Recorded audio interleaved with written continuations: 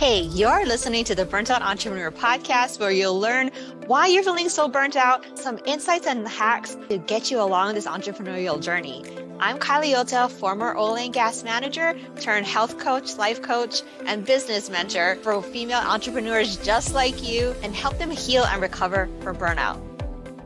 Hello, and welcome back to another episode of the Burnt Out Entrepreneur. I'm here today with my girl, Christine Jerry. She's another local girl from Hawaii, and I'm so excited to have her on the podcast. We actually met not in Hawaii, but we met through a mutual contact, and I was looking for someone to do a graphic for me, and they recommended her, and the rest is history. So just anyway, she's a Canva aficionado. Right now, she's hosting her Canva workshop, and she's really good at Canva. So if you want to learn any Canva tips, go check her out. But anyway, without further ado, welcome Christine to the show. Hey, hey. Oh, this is super cool. Thank you so much, Kylie. I have been the wizard behind the scenes of a lot of blogs that you might know. It has been such a journey. I started my business in 2011 because I just could not find the value of being a stay-at-home mom. I know that sounds really weird, but like I had gone from I'd been working since I was 16. We got one of those like permits, right? Workers permits to be able to work at night. And then all the way through. And then suddenly like I'm a stay-at-home mom and I'm like, laundry doesn't pay the bills, making dinner doesn't pay the bills. And I felt like I had zero value in the marriage, even though parenting is such a huge role. So I decided I was going to build a business. I was like, I need something that can make me feel like I'm contributing to the family. And so I started in 2011 with a blog, learned how to build websites, and then continued on to where I realized I don't like to be in front of the curtain. I wanted to be in the back of the curtain. So I spent a lot of years there. And the highest blog that I've helped support is 2.4 million page views per month. And so I'm looking to beat that. However, the dynamics and the framework that I created during the process of supporting these blogs is what I now share everywhere, because I think it's algorithm proof. When you're creating content with your audience and people in mind first and not search engines, while still integrating search engine optimization, your results are phenomenal. Yeah, I love that, and when you were talking, I was like, oh, you said curtain, but like mainland people, they say curtain. And I was like, there's so many things that we keep from Hawaii. And like, I picked up on it, and I don't know if the audience picked up on it, but it's been this thing that I had to do personally. And the other thing I picked up on was your archetype is the powerhouse, right? So Yes. the driver for the powerhouse archetype. So I have a time wheel framework. It's just four quadrants on the time wheel: time, ideas, money, and energy. And the Mm. powerhouse resides in the money quadrant. But money, it's money slash success is the driver for the powerhouse archetype. And that's why I'm a powerhouse too. Staying home, like it's weird. Like we moved to the mainland and now we can afford to stay home and not Yeah. do anything, you know. But I couldn't sit still either. Like I feel like I want to have something that I'm creating my own success. And Mm. like you said, not to say that being just a stay-at-home mom, like you work your tail off, For right? sure. Doing all of those things. And like as a single mom, I did, right? I had to do all of it, you Yeah. know. And but I feel that drive. So a lot of the powerhouses have that drive to create their own version of success and whatever that looks like for them. So I'm just glad that you brought it up and I was able to point that out. That makes so much sense, though, and I loved your quiz. It just opens up a lot of connections in my brain, I think, as far as okay, this is why I do certain things.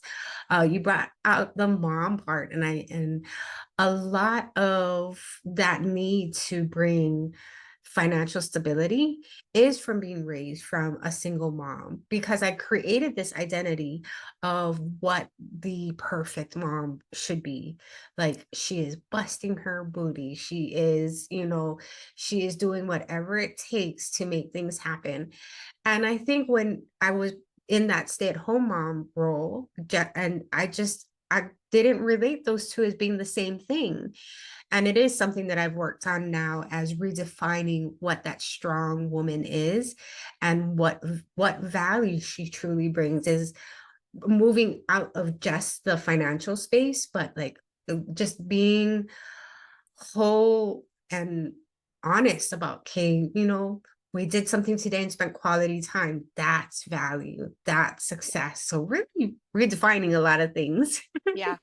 Oh, I remember, when I was a single mom and I was hustling because, right, I worked in the refinery and I was working nights, weekends, and everything. And I was side hustling the whole time, right? So I'm like, gotta do something, get out of here, get out of here, get out of here so I can be with my kids. And at the same time, I was not appreciating the time when they were right in front of me because I was like, oh, I got to do something here. Or I was in network marketing, right? Oh, I have to go to this prospect meeting. I have to, Mhm. you know, message all these people, like 20 people a day, and like doing all the things to get me from here to there, not realizing that I was already there with my kids. Yes.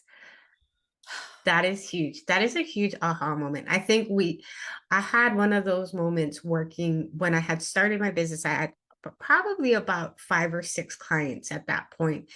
And my daughter came into the office and she was kind of dancing around and playing. I mean, I wasn't on a call or anything, it's no big deal. But it was just like, mom, like she wanted me to see her and Right. just honor her presence, right? Yeah. And I was like, I turned around and a very stern voice, I was like, look, mommy's busy. I have to do this. And I kept like the words that came out were, I'm doing this for you. I placed this guilt on her in that process. Mm, And like it was her burden to bear. Like, mommy's busy because you're here. And I was like, as soon as that rolled out of my mouth, and as soon as I saw her face change, it I was like, no more. Like, I have to be very respectful of her boundaries and my boundaries and what those mean for both of us. yeah. And so we do have, like, if you watch any of my lives or have been into any of my workshops, you will see kids come and go. I have raised them in the business to be able to know that they are part of the brand, because the people I help are family first entrepreneurs. And so they have to be able to say, like, you know what? Yes, it's not quote unquote professional, but I want to relate to the person who doesn't, like, we don't have a door on our office. It's not like you went to an office space and you can shut the world out. That's not how working from home looks like all the time. So, that was my moment of change for sure. Yeah. So my moment came when, I don't know if I can talk about this on air, but it's when my daughter came up to me about a year ago and she's like, "Oh, well, you know what? I never had a mom." I was like, my jaw dropped. I was like, "What are you doing? I, everything I did for you. I drove you to school. I did this, I did that." And so we're talking about Hawaii, right? A lot of people in Hawaii send their kids to private school. So you don't go to the school in your district. So I had to drive across town to get her to private school. And I was working nights at this time. So I'd drop her off to school, fight the morning traffic, come home, take a nap, and then wake up, drive to her in traffic. And I lived in the middle of the island.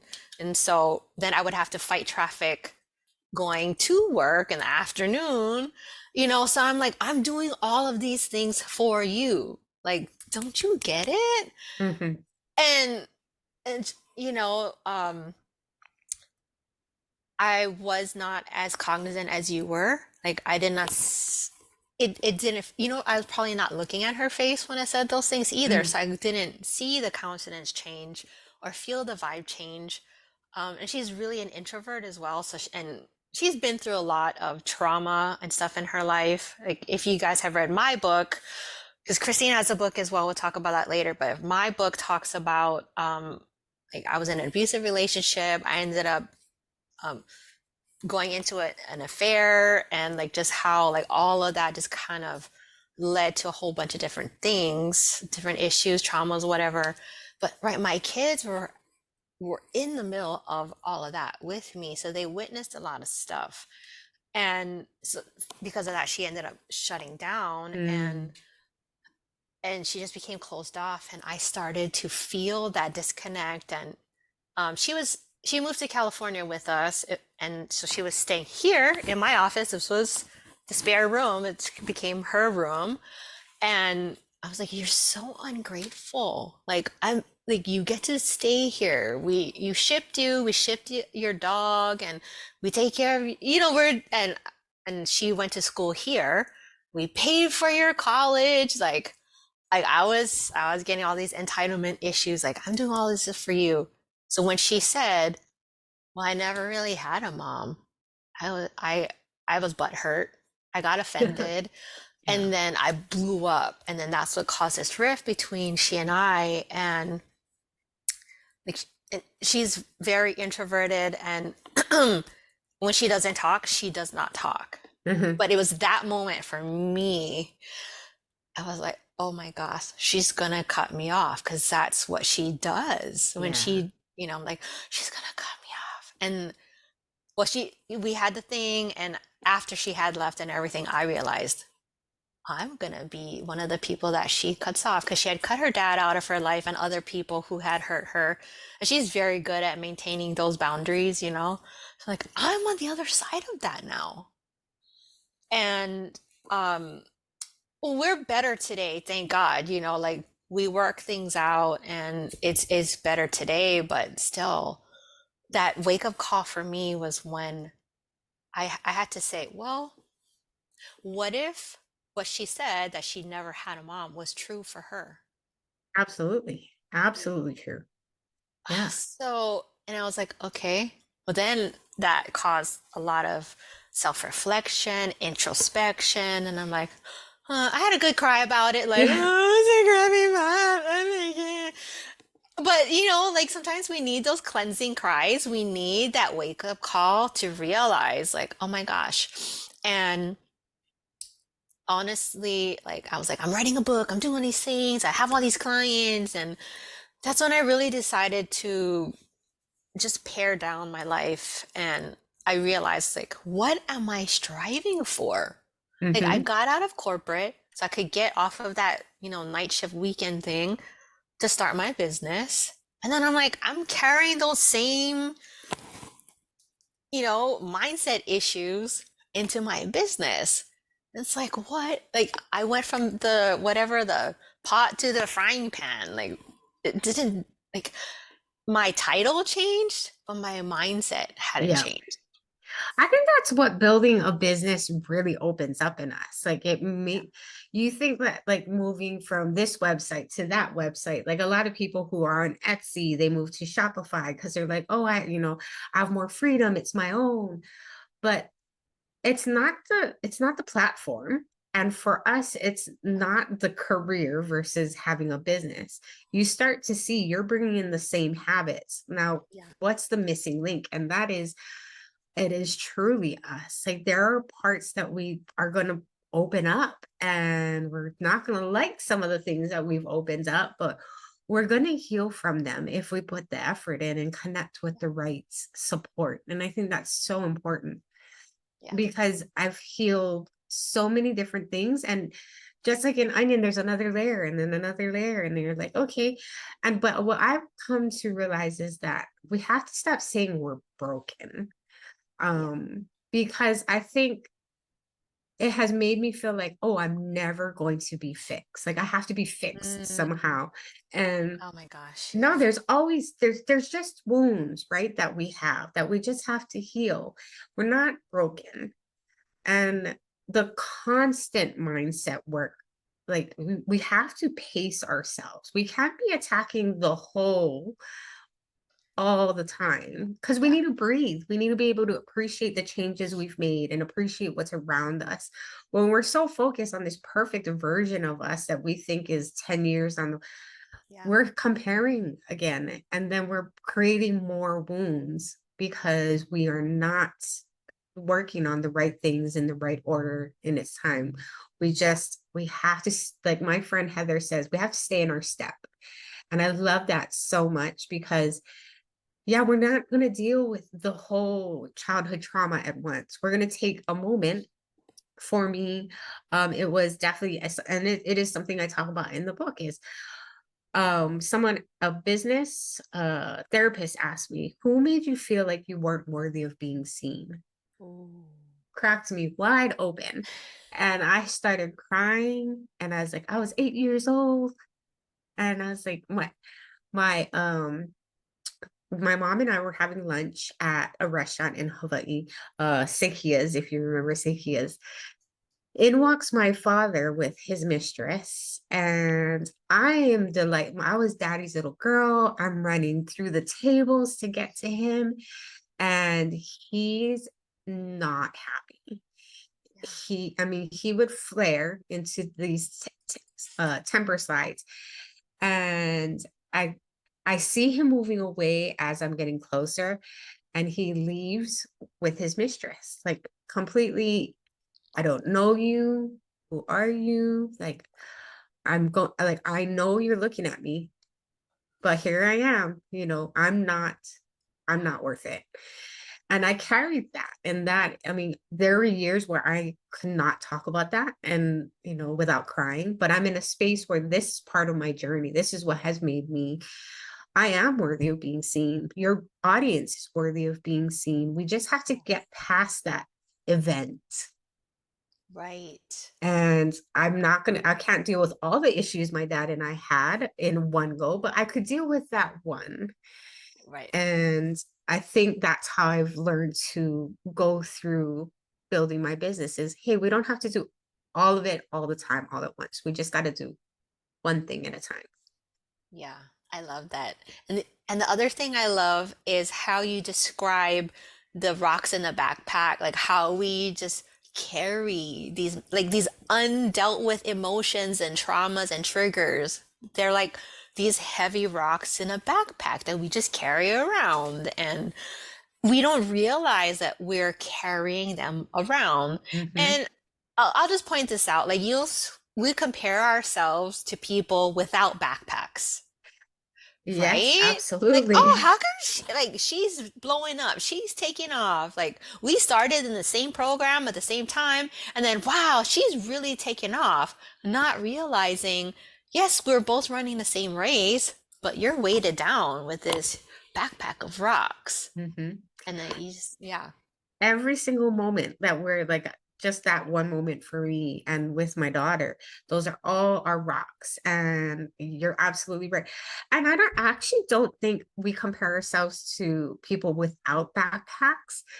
um we do compare ourselves, but I think their backpacks have either less rocks or Yeah. their backpacks are being supported by more than the person themselves. I think it's Mm, really easy for us to look at somebody who's more advanced in the same industry as we are, but we don't see all the behind the scenes wizards like I used to be. I didn't get any recognition for what I did outwardly. And but people were amazed that this blogger was doing huge things. But it was a right. passive business line for them because someone was supporting it. And I think that's what we don't give credit to is there are many people out there that have people holding on to this part of the backpack, this part of the backpack. It's a shared load. Yeah. Yeah, totally. I mean, that's one of like my quote strategies for helping people with burnout is find someone to help carry the load. If you're burnt out, if you're struggling, you're exhausted, like that's the thing. Like with the time wheel, it's in a circle. On the opposite sides of that circle is time and money. They're directly proportionate, right? Time is a finite resource. Money is it's a renewable resource. You can always make more money. Maybe your business is stagnant right now, but what, you could go and get a job, like there's ways to make money, or you can sell stuff on Facebook Marketplace. Like you can generate some kind of income somewhere, right? So it's money is hence renewable. But right, if you have more time than money, that's why you spend more time doing things yourself versus outsourcing, paying someone else to do it. But when you're crunched for time, like you have like you need to share the load, you got to put out some money to buy back more of your time. Mm-hmm.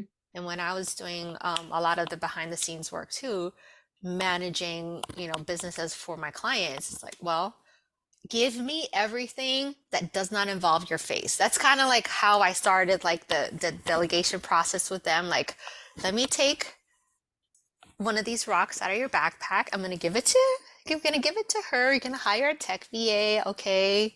Like you should not be doing this in your business, or maybe hire a graphic designer, hire a copywriter, whatever you hate doing, that's the thing that you should outsource first, because it's weighing you down, not just, time wise or whatever, but emotionally. Your creativity is stuck because you feel like you got in this imposter syndrome, like, well, I can't do that thing because I suck at it. So if I suck at this one thing, I essentially equal sign suck at business altogether. Yes. But no, like get rid of that thing, and then you can excel in the thing that you excel in. That's why I love promoting the archetypes. And there's different ways to build a business, and there's different way to market yourself according to your personality type. With the popular archetype, I can sit in front of this thing and talk until I'm blue in the face. You and I can have a chat, and it's fun for me.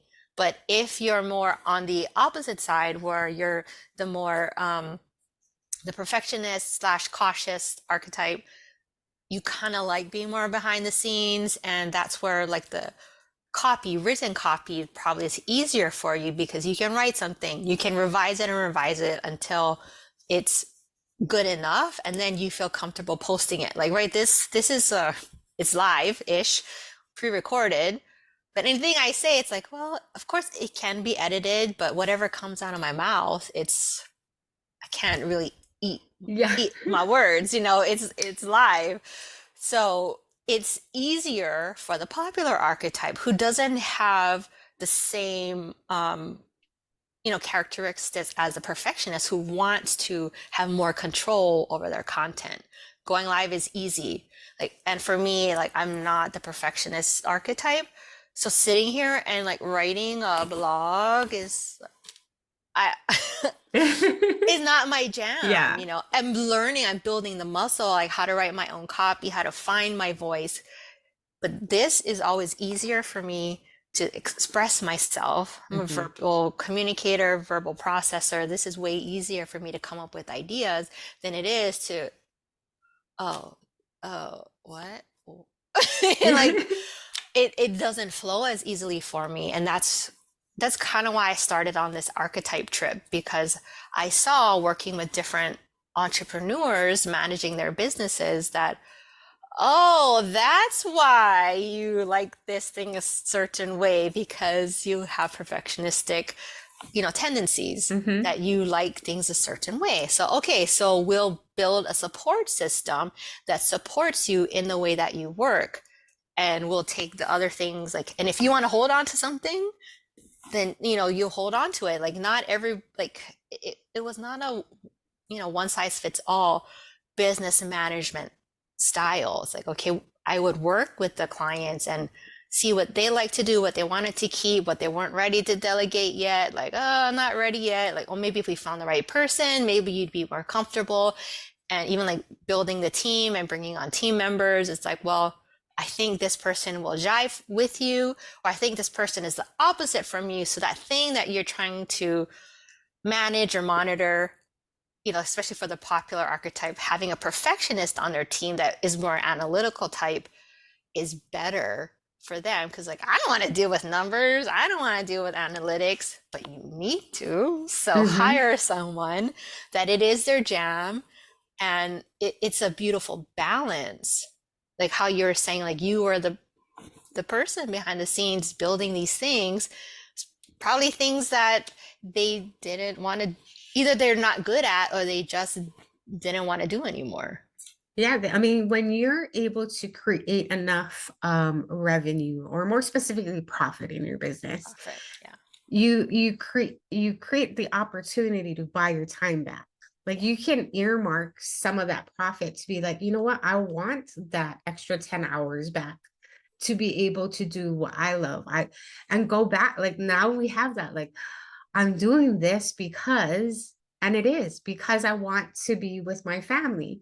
And if I get that 10 hours back to make sure that I can, have dinner and do an outing or whatever those things are, then don't apologize for it. Like it is absolutely part of all the hard work effort you put into your business.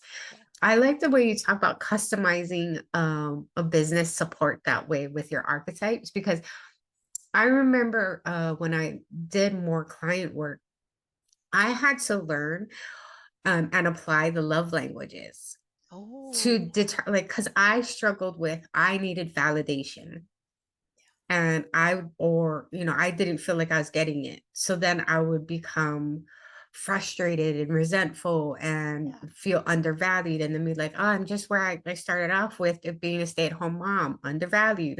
Yeah. And that wasn't, that's not the case. So I started applying the five love languages because I realized that my clients were telling me how valuable I was, just not in my language. They were speaking it Right. with either gifts or words of, not many are words of affirmations that were in my client list. So I had to remember that, okay, they're showing it by, maybe they're out in the wild and they're like, I have an amazing blog manager. I don't hear it except for maybe a year later when someone's like, oh, you're so and so, your client told me that you're an amazing blog manager. I'm like, Yeah. well, that's great to hear. Like Now. now. But I mean, I'm learning like, hey, there's some clients I can ask directly, hey, do you mind telling me how I did? And there's some that like I know that their clear language is gift giving or acts of service. And so just Yeah. learning how to apply that, so I feel like connected, and then I can reciprocate that and speak in their language how much I value them as a client. Yeah. And see, that's why I love, them quizzes and that because it's just understanding yourself more. Like with your book, Fighting Visibility, like even how you become visible, it's all kind of depends on like what you're comfortable with and how you're wired. And, but but the thing that you talk about in your book is like fighting against these things that keep us back, the things that Hmm. self-sabotage us, and the stories that we're holding on to, like, oh, especially for us, right? I was gonna say Yeah. us too, but like for the both of us, like growing up on an island with island mentality, like the crabs in a bucket mentality, like, Hmm. oh, you're trying to move up, like, oh, let me pull you back down, like, let me. And it was all in good faith too. It's like, oh, let me humble you real Yeah. quick. You're being too in Hawaii we call it high maka maka, but it just means like uppity, I think. Yeah. Yeah. A little hoity toity. Hoity toity, yeah. I know sometimes I use these words and I'm like, wait, what is the English word for this? Yeah. I always get teased by buffet. I say buffet. You say buffet, right? Like, let's go Yeah, eat at the buffet. yeah, Chinese Like, buffet. yeah. No, it's buffet, up here in the mainland. Oh. Oh, see, I say it like Phoebe Buffet Yeah. from Friends. Exactly that. Oh my gosh. But yeah, I've been talking about your book, but like tell us more about like just your story a little, about like how you came to write Fighting Visibility. Like, why was it so important to you for people to know that? Because I know like the books that I've written, or that I want to write, I've only written one so far, but it's what I feel like the world needs to know. And I Mm. feel like this is just what's coming to me right now. Like when you wrote Fighting Visibility, yes, it was for you, but also for your clients and the people that you've worked at, that you've seen struggle with their own visibility issues because, right, you're a blog manager, like, or just doing all the marketing stuff behind the scenes. Probably like I have, like, I've suggested ideas to my clients and they're like, no, Yes. no. No, we're good. Yeah. Yeah, for the book, it's a hybrid book. So there's half of it is how to build a content plan with a framework. And it's one that I created called the content puzzle. But the other Oh, half I of the love book that is thing. Well, can you just briefly describe it? Because it's so genius. Just, oh, why, thank you. So I look at content as a puzzle rather than pillars because pillars are so isolated. You break one and your whole building may topple, right? If they're yeah, misplaced. Whereas a puzzle, when we build out a puzzle, you always, when you open that box, you grab that four corners so you know where you're starting from, and then you build out the frame of that puzzle. Then you work yeah, inward. I think yeah, that, I mean, for me, that's how I've always built a content plan. So your entire puzzle put together is your niche. It is the whole picture of your niche. yeah, And the four corners are your four corners of expertise. Now I know a lot of people are like, I hate niching down. And let me tell you, you can always add more corners. At some point, maybe your puzzle is now a 3D puzzle. It is okay. But when you're first starting out, you want to connect with your audience and your community as quick and effectively as possible. So for me, I honed in on I'm an organic traffic strategist. SEO is only one element of developing mhm, organic traffic. yeah, And so I realized I'm not an SEO expert. That's not what I'm not going to promote myself as that because that's right, just one of the elements. That's one of the areas of expertise. right, Canva is another. What does Canva have to do with organic traffic? Well, I need the right images to promote my blog post or write a social media post that really attracts the right audience. And so before I started the content puzzle, I had to work on me because that was the missing piece. And I think that's where a lot of people miss when they're teaching content strategy mhm, is let's talk about all the things you're an expert at. Let's own your genius, which I talk about.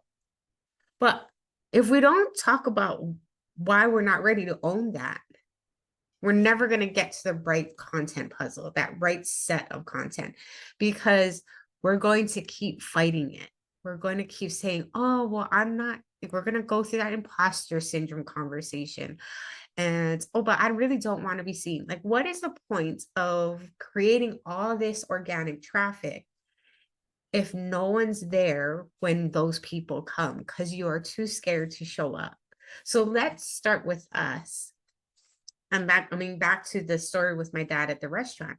I had to address that event and remove that rock from my pocket to be ready to say, you know what, I'm ready. I'm ready to share that story with the world. I'm ready to share the process of learning how to love me first and not. I built a love factory. So and is it artificial love I was creating by serving others. And I had to learn how to serve others just to serve, not to feel good.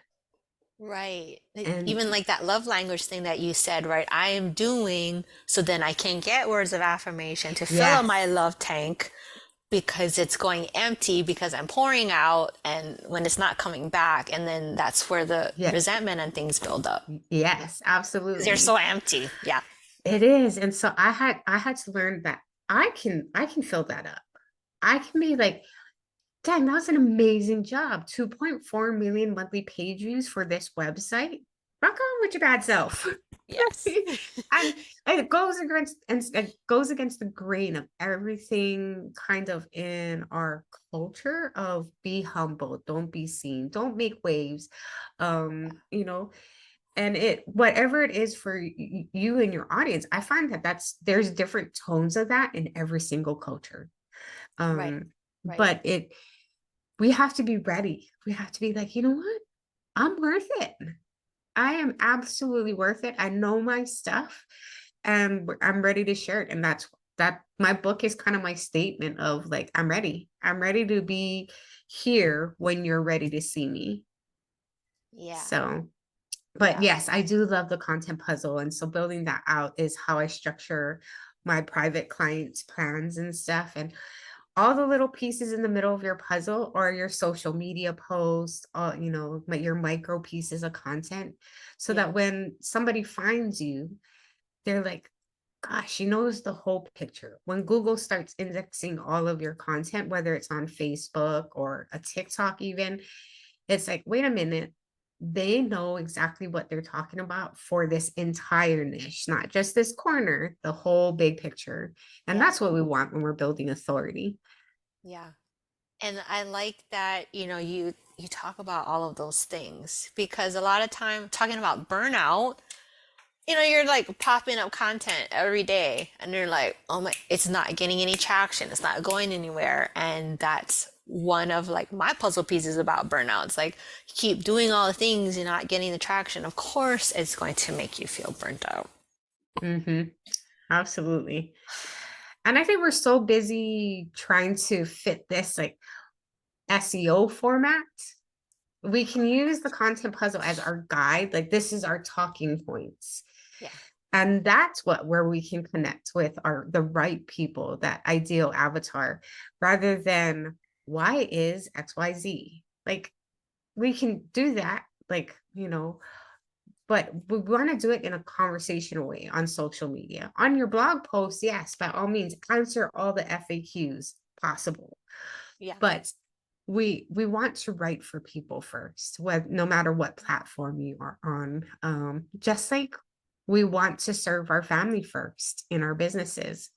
No excuses. That's what it is. That's what I built it for. Yeah.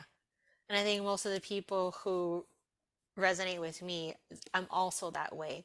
Because when we were talking earlier about like one of my biggest pet peeves was when I was freeing up time for people, like optimizing, getting them the most bang for their buck in terms of time, money, and energy.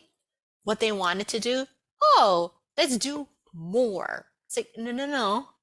Like we took these things off of your plate so you could have less burnout, but they kept wanting to do more, more, more. So that to me, like what I realized was that was a sign of their own unworthiness popping up. Like they had to keep like, climbing that ladder in order to reach some unattainable carrot that like when I Wow. get Yeah. here, then I'm worthy, especially for my clients that were in very high ticket masterminds.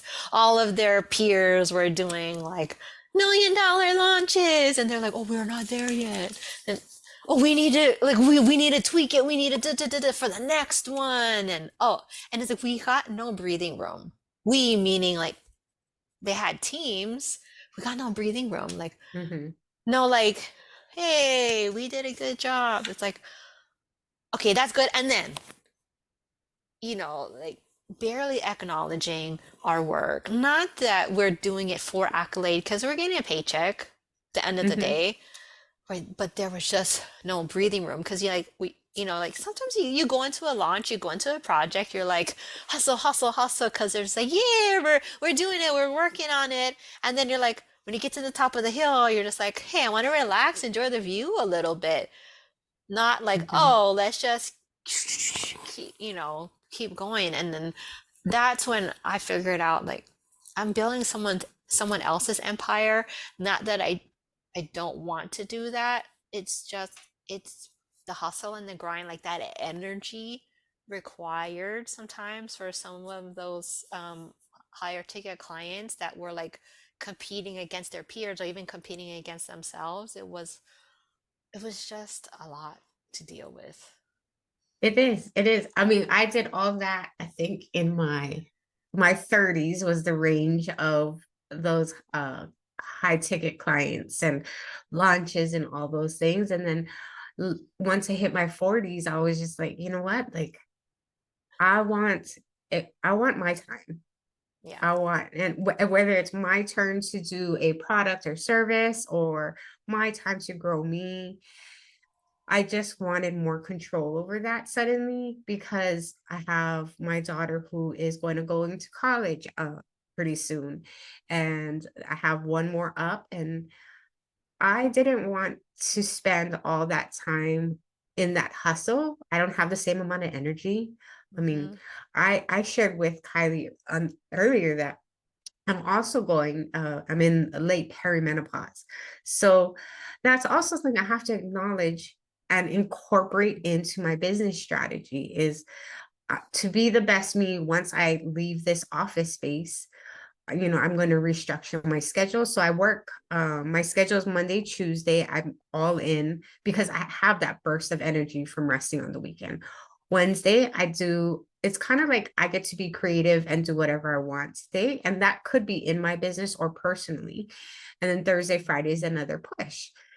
Yeah. But we had one of those like wrench in the sprocket. What is that? You know what I'm talking about. Yeah, yeah, yeah. Uh, A wrench in uh, the plans. Yeah. yeah. And my husband now takes Fridays off. And so I was like, you know what? Like if I could spend a quiet day with my husband on Friday, kids are Right. at school, Yeah. then yeah, you know what?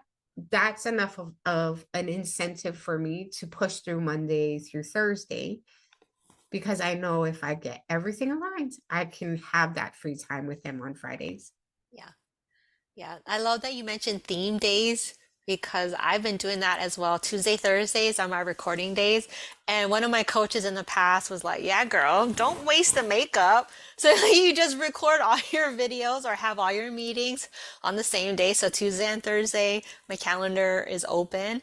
And then Monday, Wednesday, Friday. Friday I take off too. It's just I've been used to having 3 day weekends because of my work schedule. Like in the refinery, we had 3 day weekends all the time. So my husband is off every other Friday as well. So some Fridays I get to myself and my girl time, have Yeah. brunch. And then other Fridays I get to be with him. And we, like you said, doing things on a Friday when people are still Mm-hmm. working, it just, no traffic, like And it parking. just Like, feels oh, so different, good. doesn't it? Like, Yeah, and then when you, you go out on a Saturday, it's like, oh, yeah, it's yeah, there's too too much many people. peopling, too much peopling happening on the weekend. Yeah. Oh Oh, my gosh.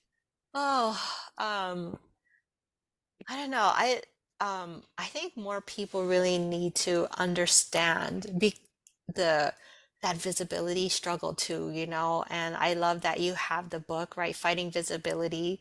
So it's on Amazon, right? yes, it's available on Amazon. It's a short read, but it is like the goal was let's get you punched through that one area and then the mechanics of it. But I do have a page set up for your audience, and I'll get you the link later. But Yes. it takes you through the content puzzle specifically, so that you can build out your own content plan.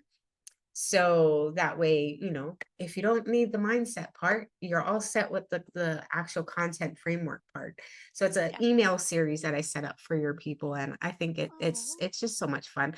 We don't need to be taking another course in the fourth quarter. So let's just, process through it in email one day at a time. Yeah.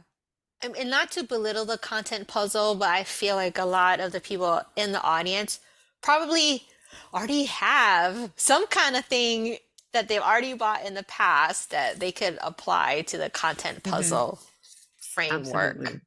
So you know? just keep it simple.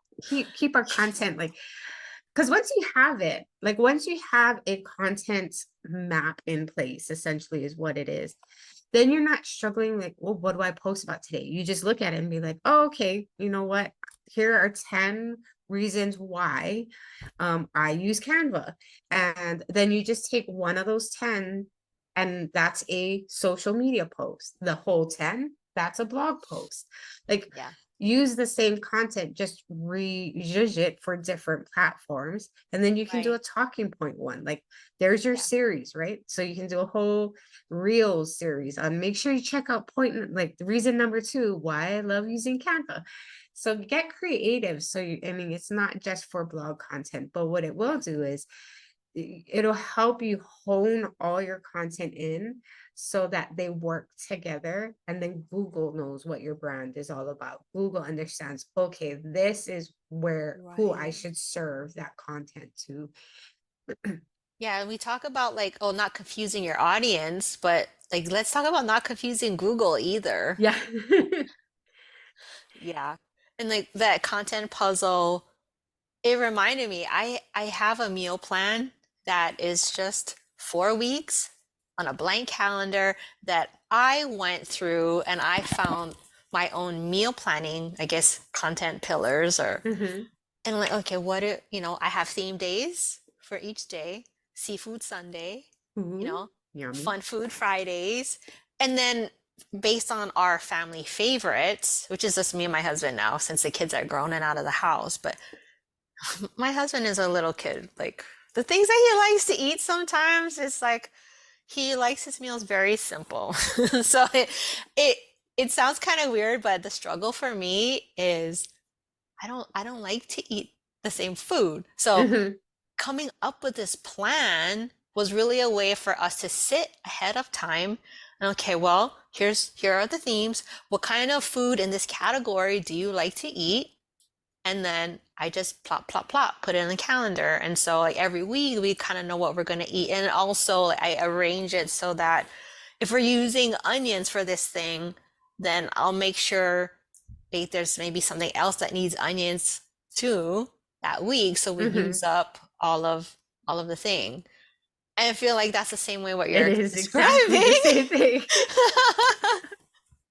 And I did that for my own sanity. I didn't do it because I'm super anal or whatever. I just did it for my own sanity to save time, money, and energy. Because, right, if you drive into the store back and forth, or if you're trying to figure out, like, going through all of your things, trying to find content, you know, it's kind of like the same vibe. Like you're wasting time, money, and energy every day when it could be as easy as I wrote a 10-point blog.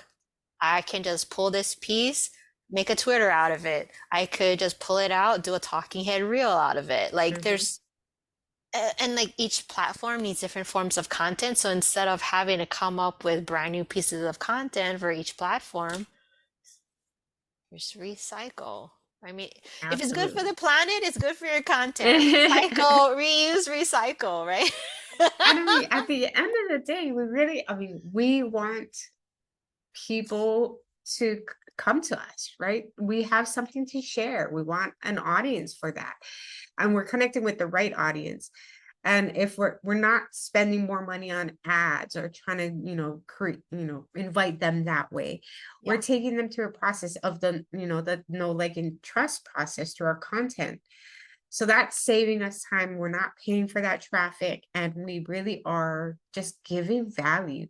And I think organic traffic is just the best form of traffic you can. It's just like before the internet, there was, word of mouth. And that is how we do it now, where yeah, people are just scrolling through social media, and like you catch them and they're like, oh, this video is perfect for so and so, word of mouth. They share that right. video. Sharing And memes, like how many yeah, memes and reels like I share with all my friends all the time. Like this is so good, but it right? comes, I mean, that shareability is, we have to show up as us. Yeah. We're talking about the episodes I do every Monday, and we, like I said, you'll have kids showing up on our lives, or dogs will bark. And one of the things, as soon as a dog barks in my house, there's a couple of people that like, it ain't alive unless the dog starts barking. And like, it's just part of it. The The engagement, community, yeah. yeah, the community just knows. And I think they appreciate the fact that we are vulnerable and we're not going to pretend that we've got a whole studio involved. There's lighting everywhere. Like, that's not reality. Like, No. Yeah. And then speaking of dogs, one of my mentors, her name is that's the Marisa I was talking about huh, earlier. yes. She just lost her dog, but her dog has been a part of her content. Oh, So I was crying when she sent out this is her weekly newsletter. mhm, I, c- I cried for Jake because one, she's a good copywriter too. So like, she's a copywriting coach, but still, I felt that because Jake was a part of her content mhm, for as many years as I've known her. And you know, your kids become a part of your brand. Your dogs become a part of my brand. Like my corgi, she's on my brand sometimes, and now mhm. everyone's like, "Oh my gosh, is that Cinnamon?" I'm like, "Yes," you know. Yeah. And it's just like those were things I probably would have been like, well, she's not in here. I kicked her out because I didn't want her to like ruin the vibe. Only because that ADD distraction for me is like if I have to deal with her in the middle of a podcast would be we'd never finish this podcast if But my that's all ADD goes part, away. yeah, it's all part Yeah, of knowing what's best in your process though, right? Like right. you're not removing her because she's irritating. That's not it at all. You're like, no, the best situation for this process is this, and you mapped it out that way. And I think that's acknowledging what gets in our way and then reprogramming how we're going to deal with it instead of running away from our weaknesses and Yeah, not and like hiding them. We don't have to hide them. They're there. Like, let's build a process or a system that will incorporate that weakness. So one of the things I've done is my executive assistant happens to be getting a life coaching certification a year before she truly integrated into an executive assistant. And I love it because she brings that element to just managing a lot of things. And so when I get overwhelmed or I start hitting a roadblock, we process through it using life coaching skills. And then she turns and puts that other hat on. Okay, now that we have the new process, let's implement it. And then her integrator implementer goes on. And it is wonderful to have that balance in there. totally. I love that. And I like that you said she wears different hats. Mhm. You know, that's probably three of her corners of her. Exactly. Oh my gosh. Well, speaking of corners and puzzles, can you tell us again um, where to find you online and how they can get to know more about the content puzzle? We're going to have the link for you in the show notes, so click below and you can grab Chris's freebie. But everywhere else online, tell us where you are. My website is Christine Jerry, like Tom and Jerry.com. And on social, I'm at Virtual Collab Hub. And I think that's Yeah. it. Or if not, it's going to be in the show notes, people. I know. You know how we roll. But for those of you who are audio listeners and like don't click on the notes, then just search Christine Jerry and you'll find her, right? She's very Googleable. She's very Googleable. Content puzzle at work. Oh my gosh, we could talk all day, but thank you for being here and just sharing with us. So again, she wrote a book called Fighting Visibility. We'll throw that link in the show notes for you as well. And her like for our we don't even have the link yet, so that's why it's like content puzzle. Like just go to the show notes. She's going to give us a exclusive, like just for our audience, freebie, and it comes with it's not just going to be such like a lame PDF. She's going to walk you through the whole content puzzle. Like we talked about it right before this. I'm so excited for you guys to have it. Walk through all the pieces, and it's going to be kind of like those, well, now you know, you don't really have an excuse anymore to stay stuck on that content hamster wheel. Like this is one of like the key pieces, hopefully, to get you out of burnout, especially when it comes to content and marketing, so that you can do what God created you to do in the world, which is just be you, be amazing, and just gonna do this thing. So anyway, thanks Chris for being on today and sharing all the things that you shared. Thanks so much. It's actually a true blessing to be able to do this with you. Yay. Thank you. So, no, another thing, like she's helping me with my content puzzle, right? We are talking about the powerhouses and archetypes. So there's also a link below in the show notes that you can take your archetype and you can figure out like what archetype you are and how to really make your, your business burnout proof by understanding who you are, how you work, and really getting, those puzzle pieces together. Because as you were talking, I was like, man, content puzzle plus archetypes, and this is gonna be like a match made in heaven. Like they're gonna have all the pieces that they need to know to really show up online authentically, like in their own skin, not having to pretend to be someone else. And then when they don't have to pretend, that's when marketing becomes way easier. Like you're like, we're taught to pretend sometimes. Like, you have to put on your TV face. Yeah, No, no. Like in this day and age with reality TV and all of that, like ain't nobody here for that. Like even those old school blogs, right? Ain't nobody here for that. Like we want to see your personality. So let your personality shine. Like, Chris is embracing her powerhouse archetype and just, understanding those things. And that's what we both want for you to have. absolutely. Yeah. So, anyway, thank you for joining us today, and we'll see you guys next time. Bye. Bye. Did you enjoy this episode? Want more? Here are a few ways to go deeper. Number one, discover your burnout archetype.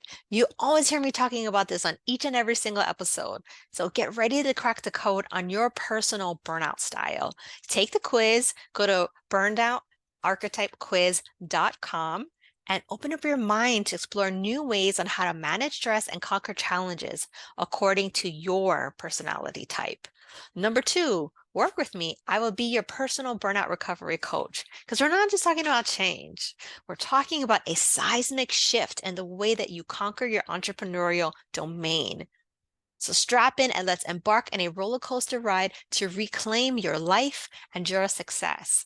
In my coaching program, we're blasting through barriers, including number one, building better boundaries. Right? We're going to stop those energy vampires and establish unbreakable boundaries to fortify your work-life equilibrium. Number two, reclaim your energy. Say goodbye to fatigue and hello to a turbo boost of vitality. Discover the secrets to replenishing your physical, emotional, mental, and spiritual energy, my specific PEMS framework. And this is more than stress management, okay? We're going to wrestle stress to the ground and make it tap out. Every setback is a setup for an epic comeback. And right, you're going to become a goal-getting machine. We're going to fuse your personal and professional aspirations into a powerhouse of purpose. Say hello to a life that's not just lived, but thrived. Okay, so hold on to your hats. This is not just coaching, it's a revolution of the soul. This entrepreneurial road is not a lonely one when you've got a relentless ally like me in your corner. So it's time to crank up the volume and get ready to hustle with heart. Keep the fire alive, keep smashing those goals, and don't forget, I'm your partner in this electrifying journey. P.S. Let's flame the flames of connection. Catch up with me on the socials. You'll find my LinkedIn, my Instagram, my Facebook, and a link to my Facebook group for more exclusive content in the show notes. We'll see you there.